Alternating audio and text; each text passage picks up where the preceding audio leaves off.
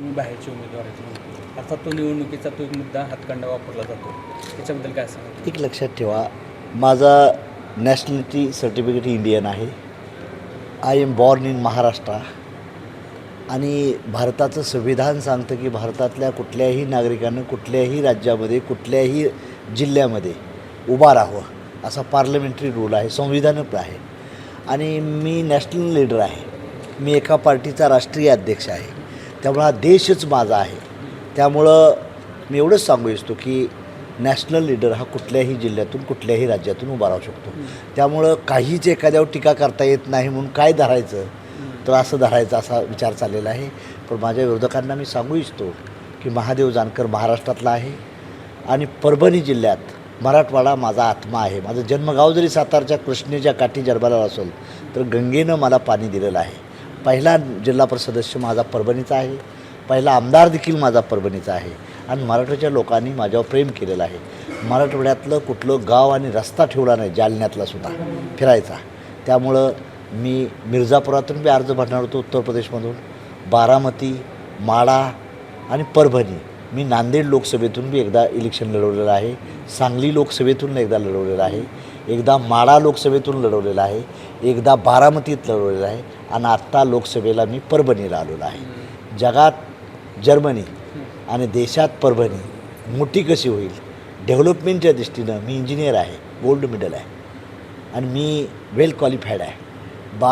परभणीच्या जनतेला एवढंच सांगेन मी एका छोट्या पक्षाचा मी मालक आहे.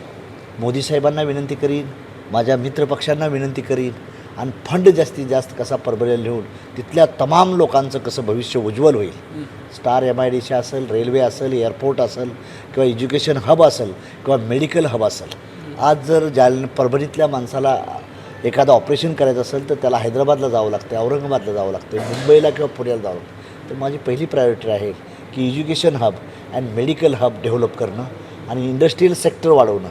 जो परभणीमधला युवक, जालन्यामधला युवक मुंबई पुण्यामध्ये भाईंदरला किंवा पिंपरी चिंचवडला पोटाची खळगी भरण्यासाठी जातो आहे, तो इथंच कसा उद्योगपती होईल आणि मागणारा बनण्यापेक्षा, कामगार होण्यापेक्षा मालक कसा बनल, या भूमिकेनं मी प्रयत्न करणार आहे. मला घर नाही, दार नाही, संसार नाही, माझं काही कुठं हे करायचं काही करत नाही. मी देश हेच माझं घर आहे, जनता हीच माझे आई वडील आहेत, ह्या दृष्टीनं मी फिरत आहे. स्वामी विवेकानंदाच्या विचारानं मी वाढलेला माणूस आहे. महात्मा फुले, बाबासाहेब आंबेडकर, छत्रपती शिवाजीराजे हे माझे आदर्श आहेत. शिवाजीचं राज्य कसं होतं, समतामूलक समाजाची निर्मिती करणं हे माझं उद्दिष्ट आहे आणि त्या दृष्टीनं प्रयत्न चाललेला आहे. विरोधक देखील मोठे आहेत, त्यांना अनुभव मोठा आहे, ते माझे मित्र आहेत.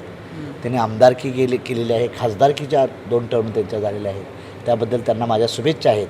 पण जनतेच्या अदालतात गेल्यानंतर जनता मला आशीर्वाद देईल ही मला पूर्ण भरोसा आहे.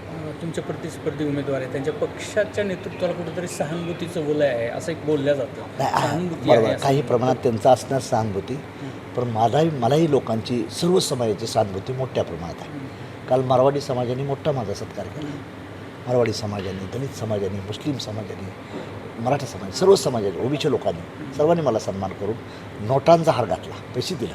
त्यामुळे माझ्यावर बी त्यांचं प्रेम आहेच की ह्या लोकांचं. आणि यांनी काय सांगितलं की हा माणूस हा योगी आहे, म्हणजे मुळात म्हणजे ब्रह्मचारी बॅचलर असल्यामुळं मला ही संधी आहे की मला कोणाचा फोन येणार नाही, काय नाही, सामान्य माणसाचाच फोन येतात. रात्री 3-3 वाजता मी फोन अटेंड करतो. मी PA काय असं ठेवत नाही, मी डायरेक्टच घेण्याचा प्रयत्न करतो.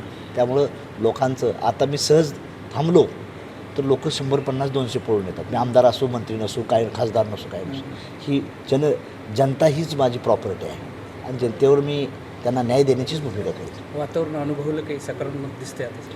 नाही, सकारात्मक नाही. मी 2.5-3 लाखांना लागेल, 2.5 ते 3 लाखांना लागेल, जेवढा विश्वास वाढायला लागला. मी आज सकाळपासून घनसावंगी मतदारसंघात फिरलो बरेच ठिकाणी, तर सर्व कुठल्याही पक्षाचे लोक असो, जो येतो साहेब तुम्ही जिंकताय, तुम्ही जिंकताय, आणि त्याच्या चेहऱ्यावर तो मला काय मागा येत नाही. उलट तो येऊन सांगतो 2 मिनटं साहेब फोटो काढू द्या, हे करू द्या, म्हणजे असं यातनं करून त्या प्रेमाच्या ह्याच्यातनं. आणि मराठवाड्यानं नेहमी माझ्यावर प्रेम केलं आहे. मराठवाड्यासाठी मी भांडलेलो आहे. परभणीला मेडिकल कॉलेज व्हावं, शक्तीपीठ व्हावं, ह्या दृष्टीला आम्ही जे प्रयत्न मराठवाड्याला वॉटर ग्रीड व्हावं. पहिली लोणीकर साहेबांना मी असेल, पंकजताई असेल, देवेंद्र फडणवीस असेल, या म्हणून वॉटर ग्रीडच्या माध्यमातून इथला भाग सदन सुपला होईल.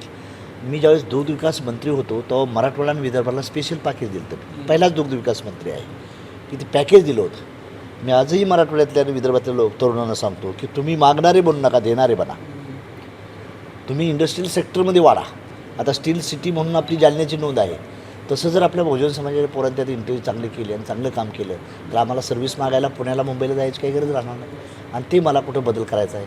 बारामतीमध्ये पवारसाहेबांनी डेव्हलप केलं, मोदी साहेबांनी वाराणसी गांधीनगर डेव्हलपमेंट केलं, रायबरेली, आणि त्या लेवलला मला माझा मतदारसंघ न्यायचा ही माझा स्वार्थ आहे. पण ही लोकांनी मला आशीर्वाद दिला पाहिजे, त्या दृष्टीने मी प्रयत्न करणार. एबीपी माझा, उघडा डोळे बघा नीट.